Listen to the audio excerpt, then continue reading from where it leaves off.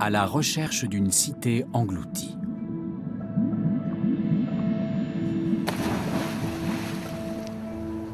En mer Méditerranée, à l'embouchure du Nil, face à l'Égypte, un fabuleux trésor gît à quelques mètres seulement de profondeur. Les vestiges d'une civilisation depuis longtemps disparue émergent après avoir passé des millénaires sous les flots. Que vont-ils nous apprendre? L'archéologue français Franck Gaudiot a découvert un grand port de l'Antiquité quasiment oublié. C'est un jeu passionnant. C'est presque une drogue intellectuelle qui nous pousse à revenir là chaque année et d'en apprendre plus. Chaque mètre carré fouillé le plonge un peu plus dans l'Égypte ancienne.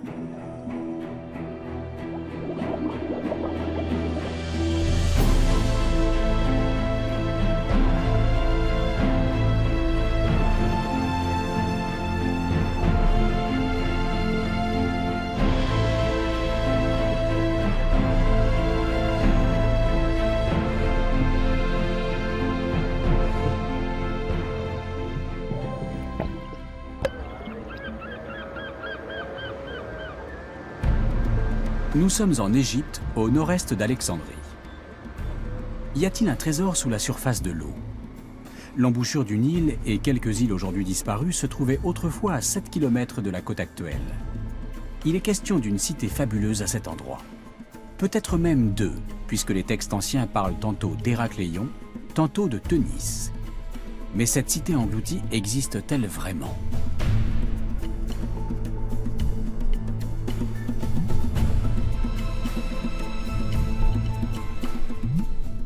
Au départ, bien sûr, nous n'avons rien. On a un plan d'eau qui est la baie d'Aboukir, de 150 km² bien plate. Franck Gaudiot entend parler pour la première fois de la cité engloutie dans la baie d'Aboukir il y a une trentaine d'années.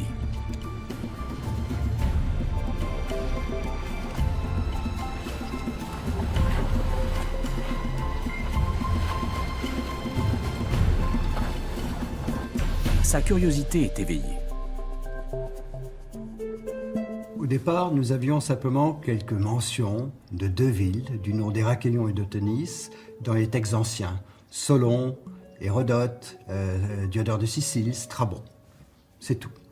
Et on se doutait que cette branche canopique du Nil et la bouche canopique du Nil devaient être en baie d'Aboukir. Maintenant, quand je suis arrivé en baie d'Aboukir, de l'eau, rien n'était visible, bien sûr. Donc, s'il y avait quelque chose, ça devait être sous les flots.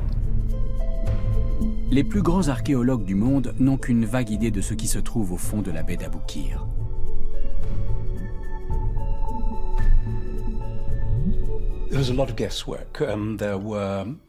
On n'avait aucune certitude, juste quelques références dans les textes classiques. Strabon et Hérodote donnaient des indices, mais rien de concret.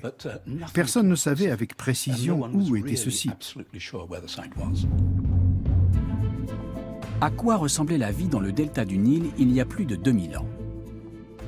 La mosaïque du Nil, découverte après Nest, est l'un des rares documents de l'époque à être parvenu jusqu'à nous. Elle montre une cité vivante, des temples et des bateaux. Mais c'est une œuvre artistique qui mêle sans doute réalité et fiction.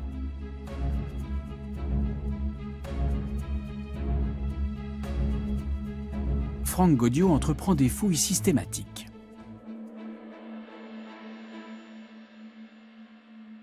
Où pouvait être cette ville? En fait, très peu de documents. Hérodote parle d'un temple à Héraclès, Diodore de Sicile parle d'un emporium à l'embouchure de la branche canopique du Nil. Strabon parle d'une cité peut-être mythique de Teunis et parle d'Héracléon. Très peu de textes. Et en fait, ces textes étaient un peu confus parce qu'ils parlaient de plusieurs villes. De la ville d'Héracléon, d'une ville probablement, peut-être mythique, de Teunis. Cette cité mystérieuse connaît son apogée vers 500 avant Jésus-Christ. Mais où se trouve-t-elle exactement et à quoi ressemble-t-elle? Une chose est sûre, Il s'agit d'un port. Que pouvons-nous apprendre sur le commerce? Quels étaient les échanges avec le reste de la Méditerranée? D'après certains auteurs, cette cité était la porte de l'Égypte pour les navires grecs. Elle se trouvait ici, à quelques kilomètres de l'emplacement actuel de la côte.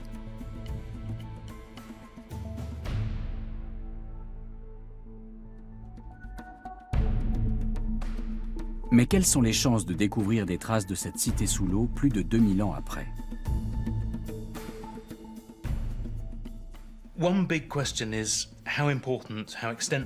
Quelle était l'importance des échanges maritimes longue distance? De quel type étaient les échanges entre l'Égypte et le monde grec? De nombreux historiens sont d'avis que le commerce n'était pas très développé dans l'Antiquité,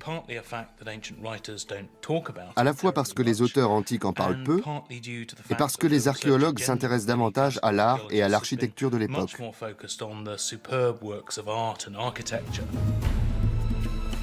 Les échanges étaient-ils si limités que cela?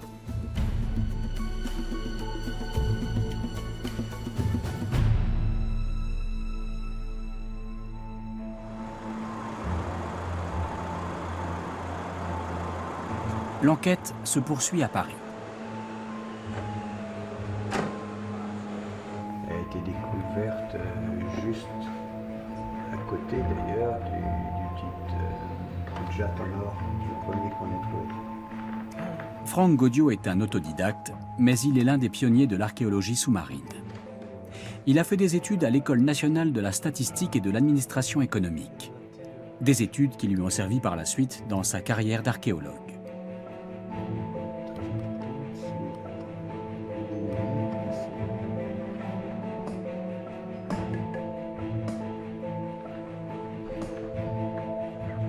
Il a travaillé pendant plusieurs années comme conseiller financier pour différents gouvernements et il a gagné beaucoup d'argent. À l'âge de 36 ans, il décide de changer de vie. Un jour, j'ai décidé de prendre une année sabbatique. Et puis, je me suis dit que pendant cette année sabbatique, il fallait faire des choses intelligentes. Et je me suis dit, ma passion pour l'archéologie, le fait que j'aime la mer, me pousserait à étudier tout ce qui se fait sur le plan de l'archéologie subaquatique dans le monde. C'est à cette époque qu'il apprend l'existence d'une cité engloutie au large de l'Égypte. Un pilote d'avion aurait vu des formes dans l'eau dans les années 40, mais personne ne l'a pris au sérieux.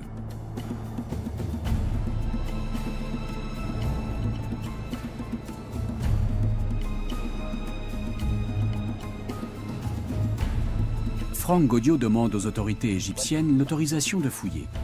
On la lui accorde, à condition que les objets mis au jour deviennent la propriété de l'Égypte.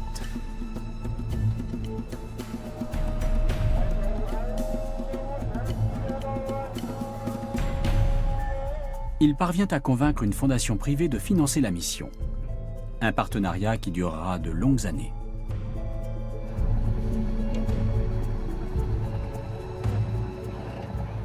Challenge, bien sûr, c'était, nous avions une grande baie, on ne savait pas où chercher. Donc on a prospecté une surface considérable, de 150 km².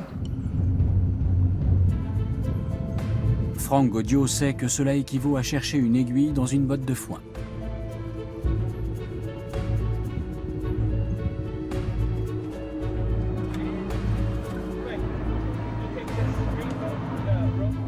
Lui, le parfait inconnu dans le monde de l'archéologie, se lance dans un projet titanesque. Les spécialistes sont sceptiques. Tout à fait normal, évidemment, quand vous commencez un métier pour lequel vous n'avez pas fait initialement des études, les gens vous regardent avec beaucoup de scepticisme et c'est tout à fait normal. Il faut d'abord prouver qu'on est capable pour ensuite attirer l'attention des gens qui font des choses intéressantes dans ce métier. Franck Gaudio ne se laisse pas intimider. Il s'appuie sur sa formation de statisticien. Il passe des jours devant son ordinateur et traite l'énigme de Tenis Héracléion comme un problème mathématique. J'ai pu aussi adopter une approche différente, qui était une approche beaucoup plus, je dirais, rationnelle de l'archéologie sous-marine. Je me suis doté de moyens, je dirais, technologiques qui n'existaient pas pour faire des prospections électromagnétiques. Et j'ai signé pour cela un protocole d'accord avec le commissariat à l'énergie atomique pour le développement de magnétomètres à résonance magnétique nucléaire.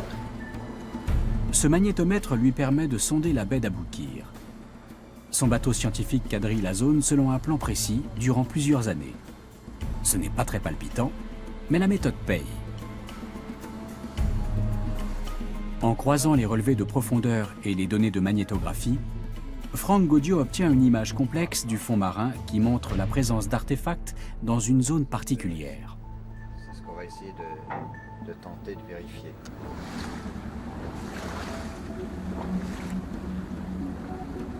Nous avons effectué une prospection géophysique systématique de toute la baie d'Aboukir. D'abord, on a fait une bathymétrie très précise qui nous donne un relief extrêmement précis de tous les fonds de la baie d'Aboukir, et puis une couverture aussi magnétométrique très précise qui nous montre là, à cet endroit, au milieu de la baie, des signaux très puissants sur le plan magnétique.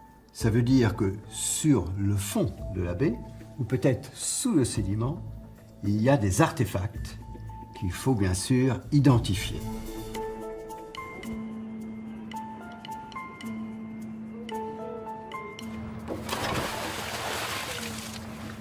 Il peut enfin se jeter à l'eau et met sur pied une équipe internationale d'archéologues et de plongeurs.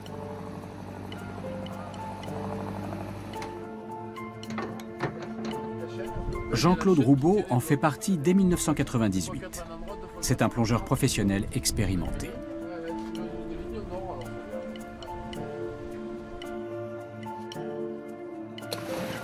Ma première plongée à Héracléion, c'était un moment de où on est là. Qu'est-ce qu'il va y avoir? Mais on s'est dit c'était un moment de, comment on dirait, je dirais, c'est inattendu en fait.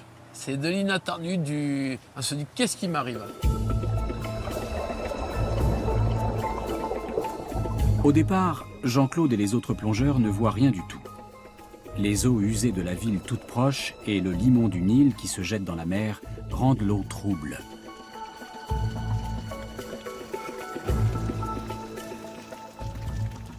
Ce qu'on a vu, c'est difficile à définir suivant la visibilité de la mer qu'on avait à cette époque-là. Ça, à définir 1 mètre de visie ou plus de visibilité. On se dit, tiens, ça va être plus difficile. C'est comme si vous étiez en aveugle. Le travail n'est pas très intéressant.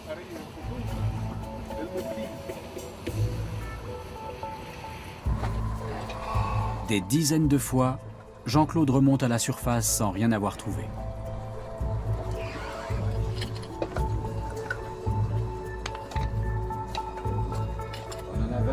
Franck Gaudiot reste à bord pour coordonner les opérations.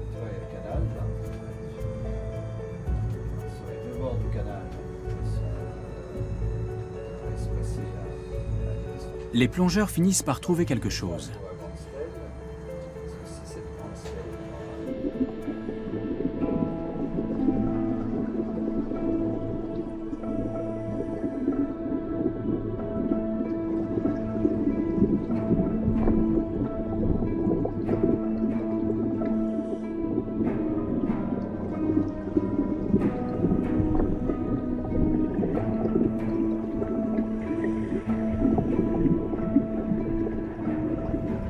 Dans le cas de la fouille, première chose, en fait, on peut voir une bosse, une pierre concrétionnée ou un bloc concrétionné.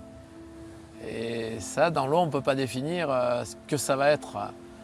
Et bon, apparent, je dirais qu'il y a les premières choses qu'on puisse voir d'apparent et définir comme un alignement peut-être de murs, de sous-bassements, d'édifices, ça peut être quelque chose d'évident. S'agit-il des premiers vestiges d'Héracléon ou de Teunis? On a commencé à faire une fouille, qui était en fait une fouille de surface, un nettoyage de surface. Et il s'est avéré que ce fameux récif, en fait, était formé de grands blocs calcaires. Alors là, des blocs calcaires bien taillés en baies d'aboukir, jointifs les uns aux autres, il se passait quelque chose. Et tout a débuté de cela. C'était tout le début d'une aventure.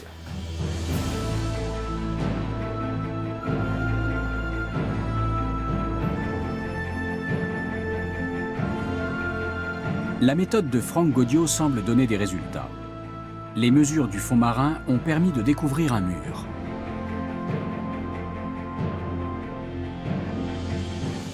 Nous avons cette grande ligne magnétique au sud de 150 mètres de long. Nous allons essayer de caractériser qu'est-ce qui peut causer ces signaux magnétiques. On fait une fouille juste au centre et on découvre un mur construit de gros blocs calcaires.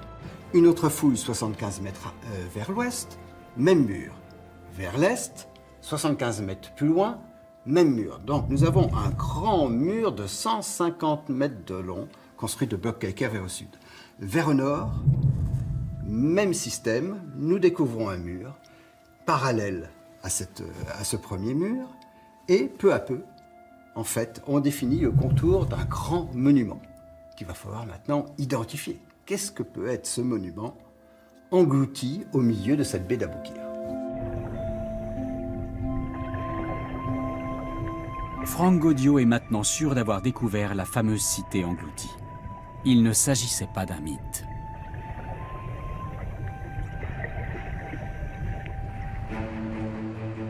Il demande alors des renforts au célèbre institut archéologique de l'université d'Oxford.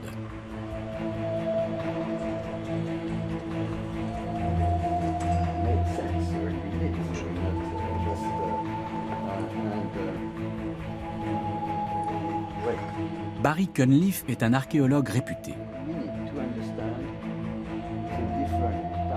Andrew Wilson est spécialiste du commerce maritime dans l'Antiquité.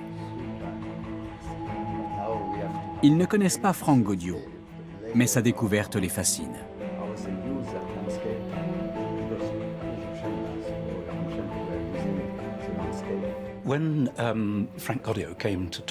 Avant que Franck Gaudiau ne vienne nous parler de cette mission, peu d'entre nous avaient entendu parler de lui parce qu'il n'avait rien publié.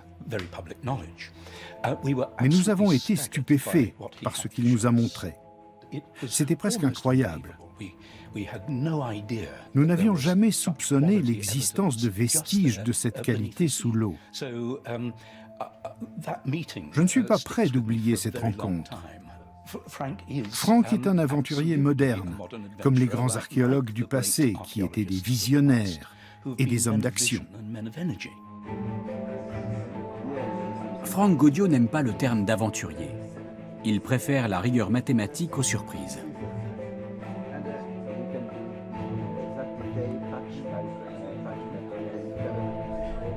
Quel est ce monument qu'il a découvert? Peut-être s'agit-il du temple d'Héraclès dont parlent certains auteurs.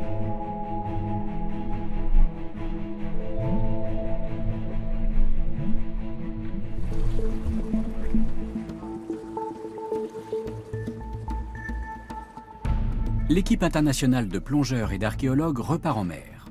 Cette fois, des techniciens, des restaurateurs conservateurs et des égyptologues les accompagnent.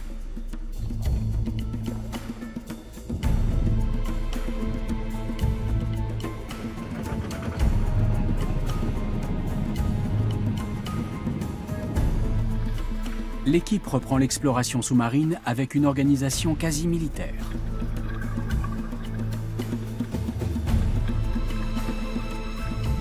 Le fond marin est quadrillé et chaque zone est numérotée. Une précaution indispensable dans cette eau trouble.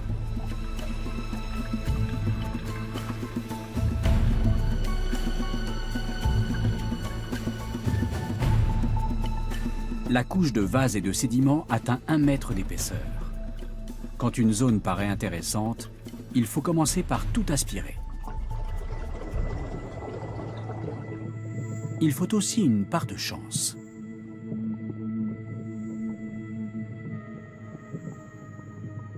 Sur l'emplacement supposé du temple, les plongeurs mettent au jour un grand monolithe parfaitement conservé.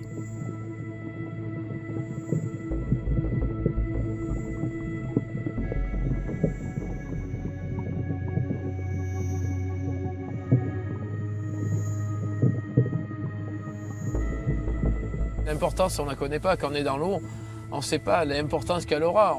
On la sait dans le futur. C'est le futur qui nous donnera l'importance du moment. On se doute ou on se dit, tiens, qu'est-ce que ça peut être? Pour le plongeur, c'est un peu différent puisqu'il y a toute l'équipe qui suit derrière, qui va nous donner l'information. Et on attend ces informations avec impatience de savoir qu'est-ce que c'est alors, qu'est-ce que c'est? Il y a une inscription, qu'est-ce qu'elle veut dire?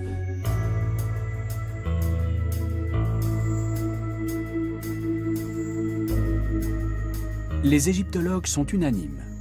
Ce monolithe est un naos, une chapelle installée dans la partie la plus sacrée du temple.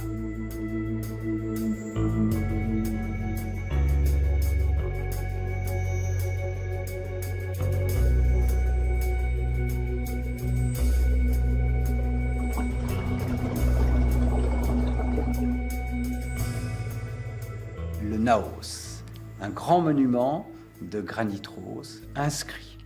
Alors là, c'est extraordinaire parce que le naos, c'est une chapelle monolithe qui contenait la statue du sanctuaire, la statue principale du sanctuaire.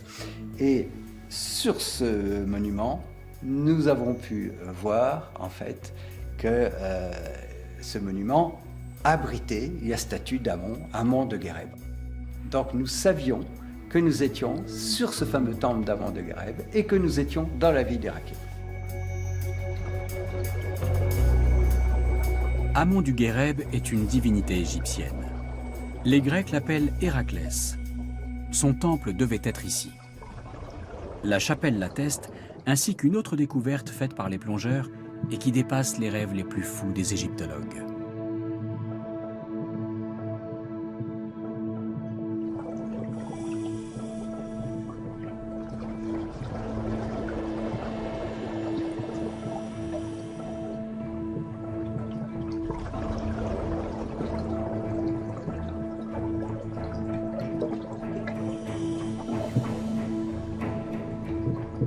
Il s'agit de 3 colosses de granit en parfait état, cassés seulement en 2 ou 3 morceaux.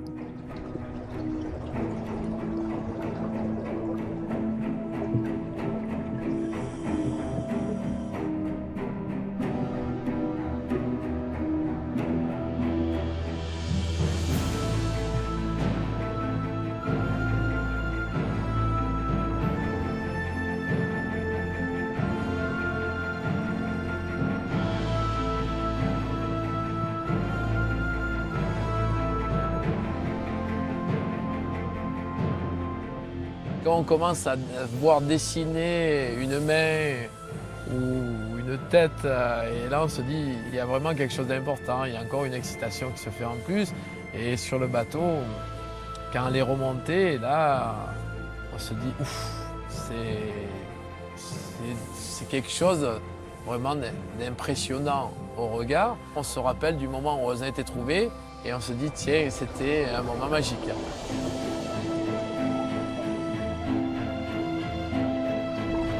La première statue représente une reine. La deuxième, un pharaon.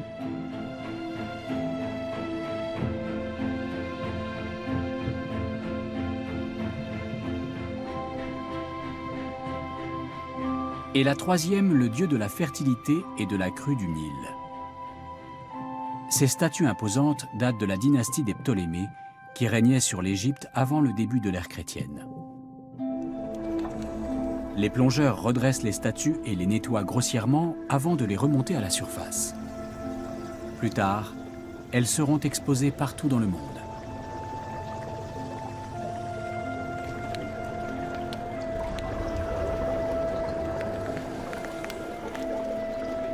Franck Gaudio est maintenant en mesure de reconstituer le fameux temple. Alors, nous avons ce monument de 150 mètres de long. Nous savons que c'est le temple avec son naos, cette chapelle monolithe qui contenait la statue d'Amon Guéreb. Donc c'est le temple d'Amon Guéreb. À l'ouest, à l'entrée du temple, nous avons les statues colossales de granit rose, magnifiques. Nous sommes en présence d'un temple très important. Nous savons bien sûr que ce temple, c'était le temple où les nouveaux pharaons venaient recevoir le titre de leur pouvoir du dieu suprême à Mont-Guéret.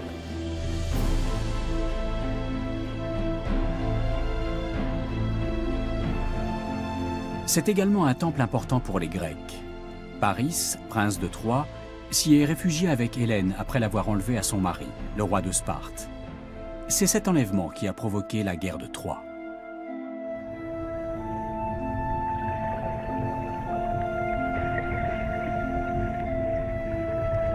Les plongeurs font d'autres découvertes sur le site du temple. Ce bassin de granit rose servait à exposer une statue du dieu égyptien Osiris.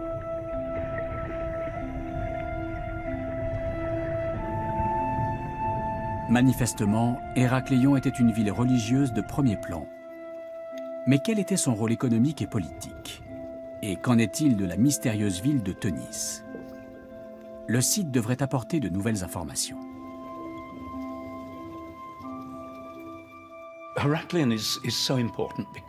Héracléon est un site important parce qu'il joue un rôle fondamental dans l'articulation entre la Méditerranée et l'Égypte, et qu'il est extrêmement bien conservé.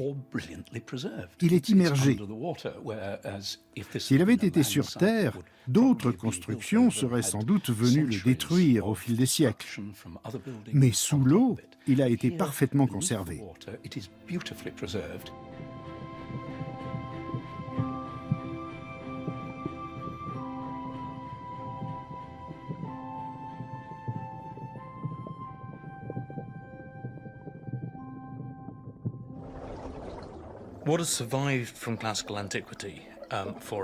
Seule une infime partie des textes de l'Antiquité nous est parvenue.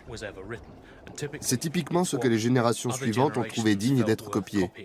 Ce sont des chroniques, des discours politiques, des pièces de théâtre, ce genre de documents. On a peu de choses sur la vie quotidienne ou sur des choses aussi triviales que le commerce et l'économie.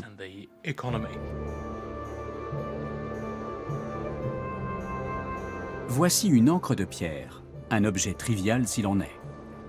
Elle livre pourtant de précieuses informations. Elle n'est pas faite pour la navigation fluviale car elle s'enliserait dans le limon du Nil. C'est une encre pour la haute mer. Un navire était donc ancré ici.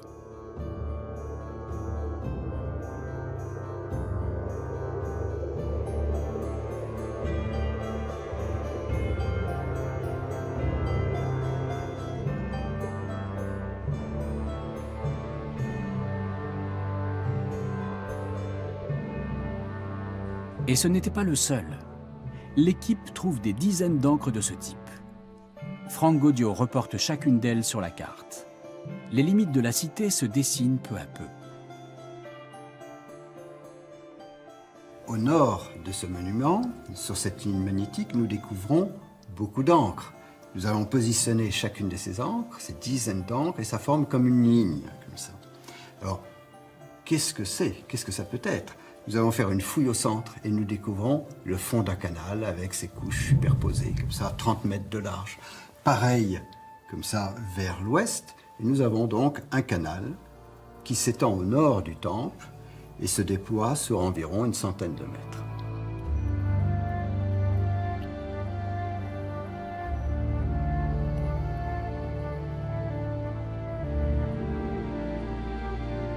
Les plongeurs fouillent le canal mètre par mètre et ils font de nouvelles découvertes.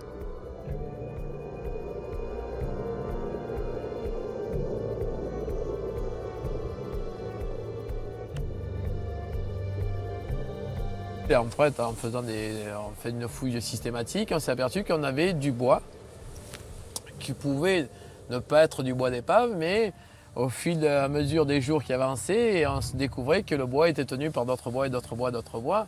Et le bois, en fait, ça faisait une épave, deux épaves et plus d'épaves.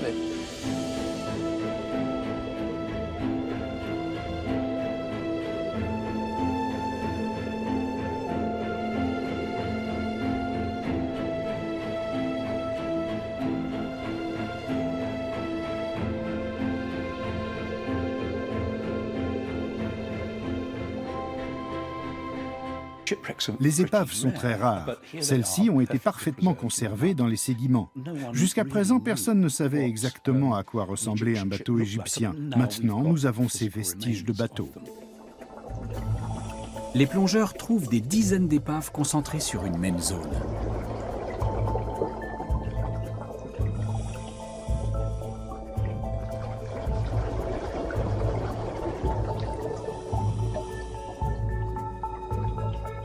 Au nord-est de ce canal, nous découvrons des centaines d'encres. Et entre ces encres aussi, des vestiges d'épaves, de nombreux vestiges d'épaves.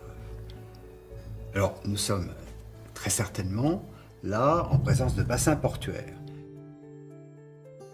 Le plan de la ville se précise encore.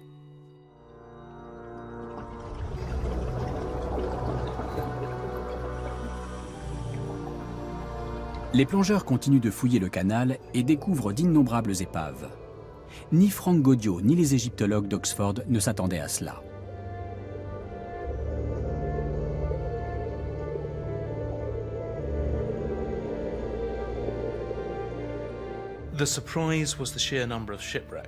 On a été surpris par le nombre d'épaves. On en a trouvé plus de 60 dans le port. C'est une grande avancée. Cela va certainement bouleverser nos connaissances sur la construction navale antique. C'est très excitant, par exemple, de découvrir un type de coque très caractéristique, analogue à celle évoquée par Hérodote. Il décrit un ensemble de petites pièces de bois, presque des briques, dit-il, qui sont assemblées avec des tenons qui peuvent traverser plusieurs bordages.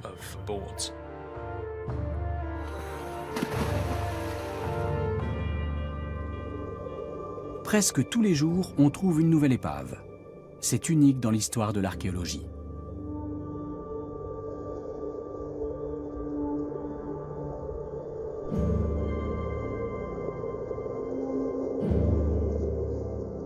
C'est un grand moment en fait, c'est un moment, je dirais aussi grand, de trouver le bout de bois qui se continue. C'est chaque fois des informations tout le temps qui nous font que, on se dit qu'est-ce qu'il y a, on a toujours là, c'est pas une routine d'être sur un site mythique et de se dire qu'est-ce qui va arriver.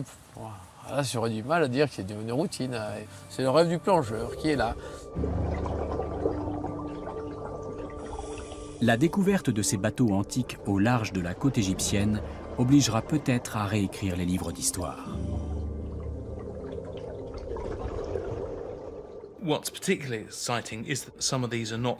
Le plus excitant, c'est qu'il ne s'agit pas uniquement de barges pour naviguer sur le Nil, mais sans doute aussi de navires. Cela signifierait que les Égyptiens étaient davantage impliqués dans le commerce maritime que les textes ne semblaient le dire. Les auteurs classiques soulignent surtout le rôle des Grecs, des Phéniciens et des autres peuples dans les échanges maritimes avec l'Égypte. S'il y a des navires à Héracléon, ce qui est fort possible, il va falloir ajouter l'Égypte au tableau du commerce maritime. Il y a 2500 ans, les Égyptiens ont sans doute davantage participé aux échanges maritimes qu'on ne l'avait cru jusqu'à présent. Les épaves découvertes au fond de la mer confirment les motifs de la mosaïque de Préneste. Au sud-est de ce temple, une nouvelle découverte. De nombreuses épaves encore. Donc, nous avons de nombreux bassins portuaires avec plus de 65 épaves antiques. C'est la preuve d'un commerce très important. Donc, on a déjà une connaissance topographique beaucoup plus fine et on est assez heureux parce que cette ville correspond exactement aux textes anciens. Nous sommes à l'entrée de l'Égypte, à la bouche de la mer des Grecs, comme disaient les Égyptiens, et nous avons une activité commerciale là très intense.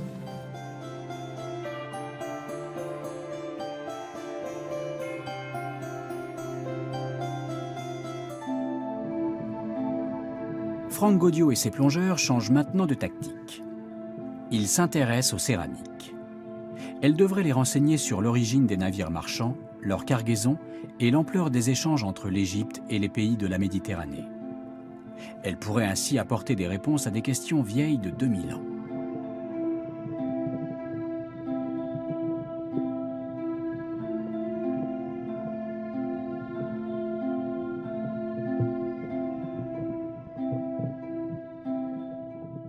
La passion, c'est d'en savoir toujours plus sur ces villes découvertes. C'est un jeu infini. Et c'est un jeu passionnant.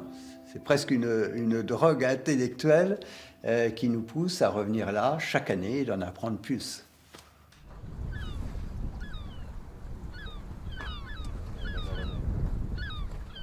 Franck Gaudiot fait appel à Catherine Grattalou pour déterminer l'âge et la provenance des céramiques. Or, le nôtre, il est de taille humaine, Donc une statue de taille humaine en bronze. en bronze. Donc j'interviens en première directement sur le bateau pour donner des informations, les premières informations à l'équipe et à Franck Gaudiot, bien sûr. C'est un site exceptionnel par sa conservation, même s'il a subi bien des mouvements tectoniques. La conservation est étonnante.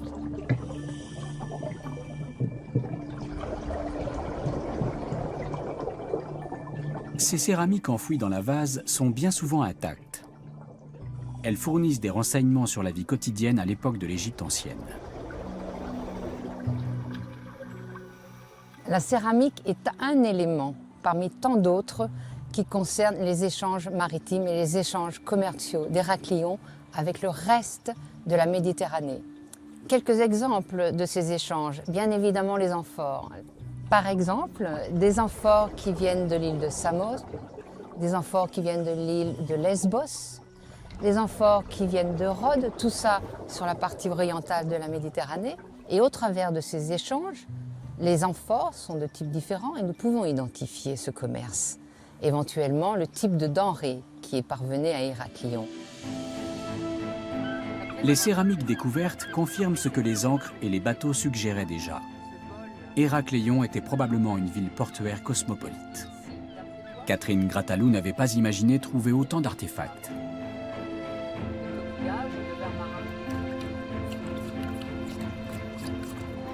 Là, c'est à chaque fois une très grande surprise, une très grande joie, un très grand plaisir, une satisfaction intellectuelle de voir tout ce matériel réuni sous les yeux. C'est l'histoire à chaque fois qui remonte et Héraclion est un centre exceptionnel. Okay, slowly, have moving ahead.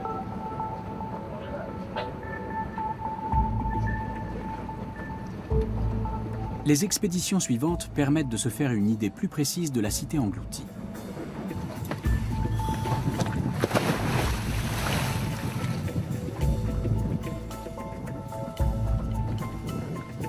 Des découvertes étonnantes et magnifiques nous renseignent sur la vie des Égyptiens et des Grecs à Héracléon.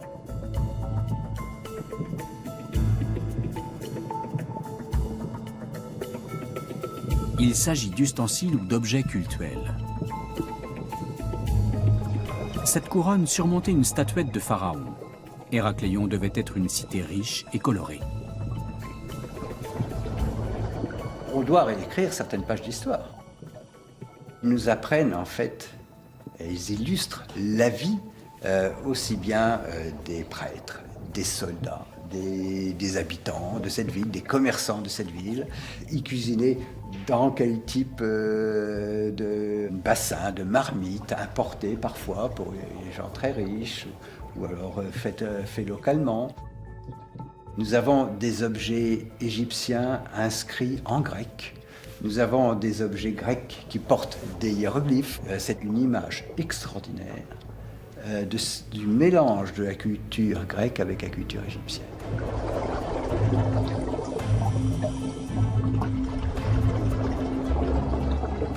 Cette petite lampe à huile, par exemple, est parfaitement conservée. Il y a encore de la suie sur le bec. Elle est de fabrication égyptienne, mais sa forme est inspirée des lampes athéniennes.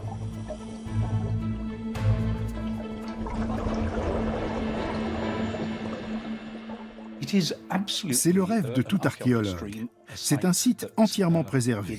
Tout y est. Et tout est en excellent état. Il ne reste qu'à fournir le matériel et la main-d'œuvre compétente pour faire les fouilles. On va apprendre énormément de choses.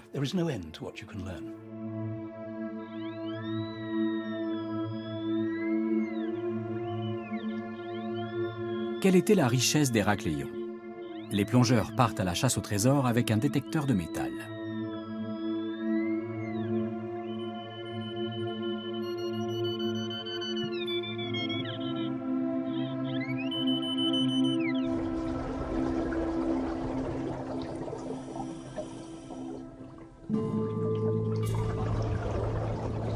À moins de 7 km de la côte, ils trouvent dans le sable de magnifiques pièces d'or.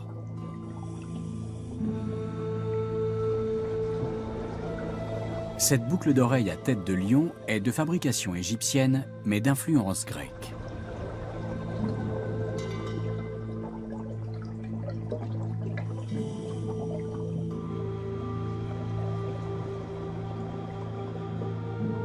Cela doit être une grande satisfaction pour un plongeur de trouver de telles pièces.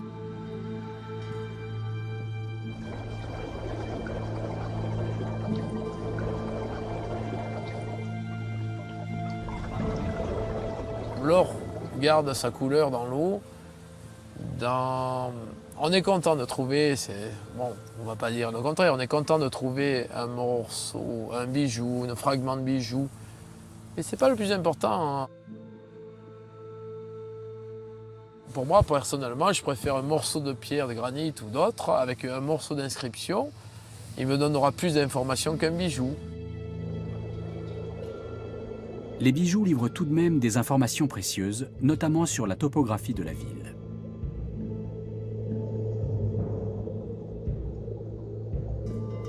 En effet, les objets en or étaient sans doute des offrandes jetées dans la mer pour honorer les dieux. Les plongeurs en ont trouvé un grand nombre dans un périmètre très réduit. C'était sans doute un sanctuaire.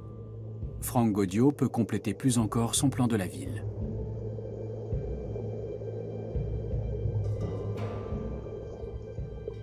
Et puis aussi, de nouvelles découvertes, de nouveaux sanctuaires.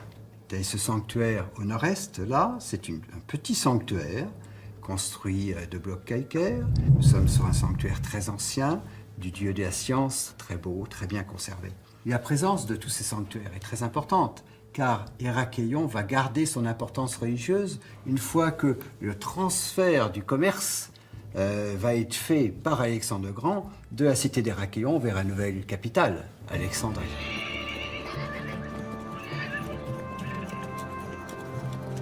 Alexandre le Grand fonde la ville portuaire d'Alexandrie en 331 avant notre ère. Elle devient le nouveau centre du commerce égyptien au détriment d'Héracléon. Tout cela est connu et documenté.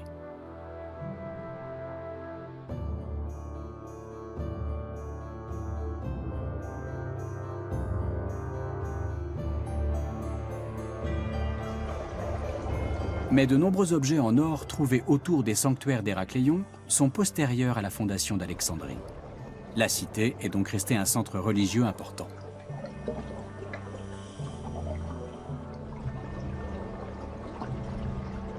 Le temple découvert sur le site a confirmé qu'il s'agissait de la ville que les Grecs nommaient Héracléon. Mais se peut-il qu'Héracléon et la mystérieuse Teunis, mentionnée dans les textes, ne soient qu'une seule et même ville? C'est la question que se pose Franck Gaudiot depuis le début des fouilles.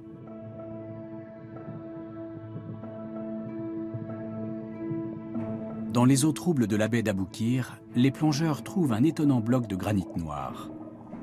Jean-Claude Roubaud ne sait pas encore que cette stèle va entrer dans l'histoire.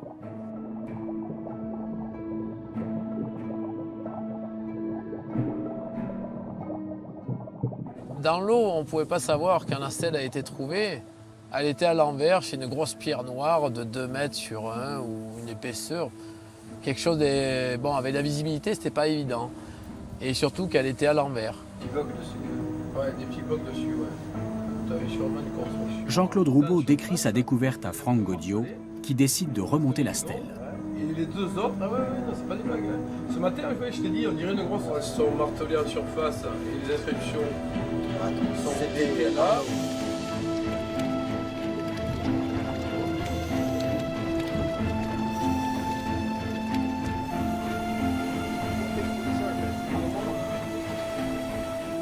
On voit immédiatement que la stèle est en parfait état, bien qu'elle ait probablement séjourné dans l'eau pendant 2500 ans.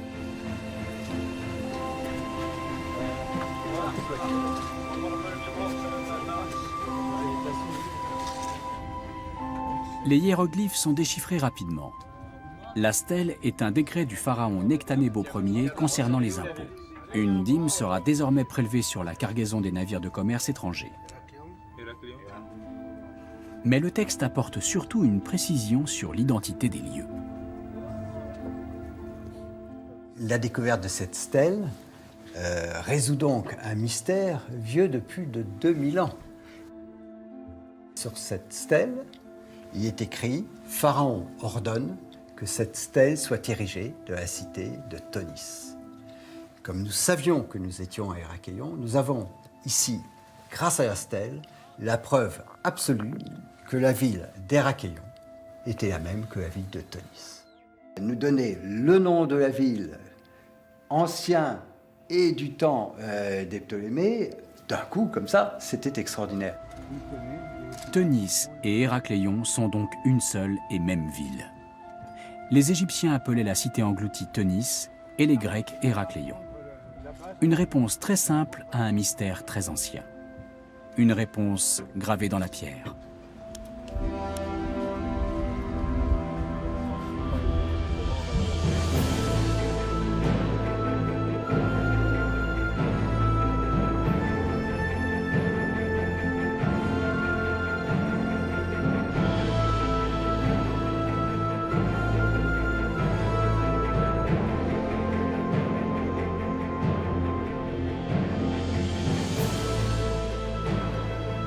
L'équipe sait maintenant avec certitude dans quelle cité elle plonge. Les nombreux vestiges découverts sous l'eau permettent à Franck Gaudio d'obtenir une image extrêmement détaillée et vivante de la cité antique. Tonis et Héraklion émergent des flots. Nous avons ce grand temple central, ses sanctuaires secondaires, le port avec ses épaves, le canal, mais une ville comporte des quartiers d'habitation. Où sont-ils? Eh bien justement, ils sont caractérisés par le manque d'artefacts sur certaines zones très importantes. Pourquoi? Eh bien parce que ces habitations étaient construites de briques crues ou de papyrus. Tous ces éléments ont disparu. Qu'est-ce qui reste?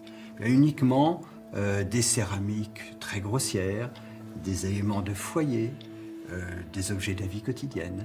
Et là, on voit qu'il y avait des habitations sur des très vastes zones entourant le temple. Après 10 ans de mission, on a maintenant une vision précise de cette grande ville d'Héraklion. On comprend comment cette ville fonctionnait. On voit son mode d'organisation.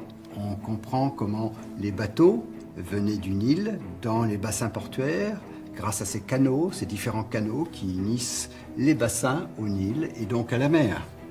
Et on peut vivre cette ville.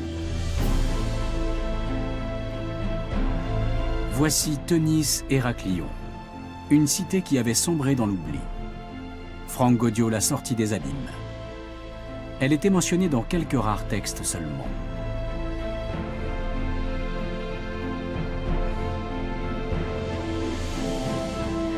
Aujourd'hui, on sait comment elle était organisée, avec qui elle commerçait, à quoi ressemblaient ses bateaux et son grand temple.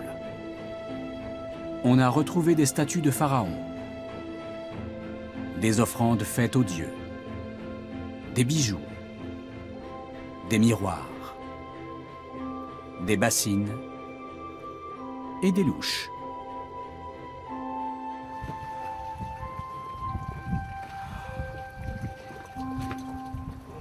Mais pourquoi la cité a-t-elle été engloutie par les flots? À cause d'une soudaine catastrophe ou d'une lente érosion?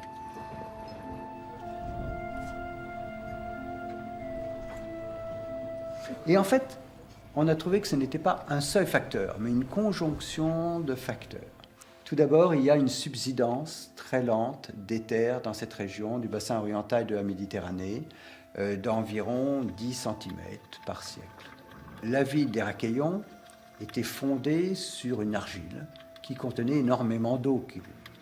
Et évidemment, tout ce qui était construit sur ce substrat d'argile, ces grands temples, etc., se sont effondrés tout d'un coup de plusieurs mètres.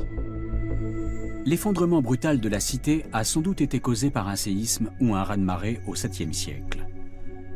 On n'a découvert sur le site aucun objet postérieur à cette date.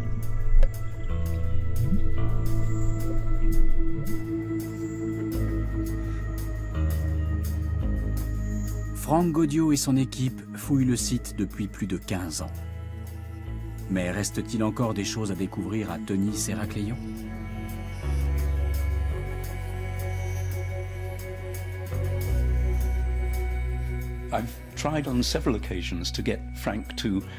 J'ai essayé à plusieurs reprises de parler de l'avenir avec Franck. Pour lui, tout est toujours possible. Et je crois qu'en l'occurrence, il a raison. Je cite un exemple. La cité de Pompéi, qui a été découverte au XVIIIe siècle, est fouillée de façon archéologique depuis ce temps-là. Il y a toujours des missions qui fouillent Pompéi, et Pompéi est loin d'être entièrement fouillée et étudiée. Pompéi était une ville de villégiature, certes intéressante, mais qui n'avait pas de grande fonction économique ni religieuse. À Héracléon, nous sommes dans le port d'entrée en Égypte, nous sommes dans cette ville où les pharaons venaient se faire adouber par dieu Amon suprême. Cette ville couvre une surface équivalente à au moins 2 à 3 fois celle de Pompéi, et elle est sous l'eau. Il me faudrait quelques siècles, 2-3 siècles peut-être. Je pense que ce que nous savons sur Héracléon aujourd'hui ne constitue qu'un pourcentage infime de ce que l'on saura dans les décennies et peut-être les siècles qui viennent. On en est au début de nos recherches.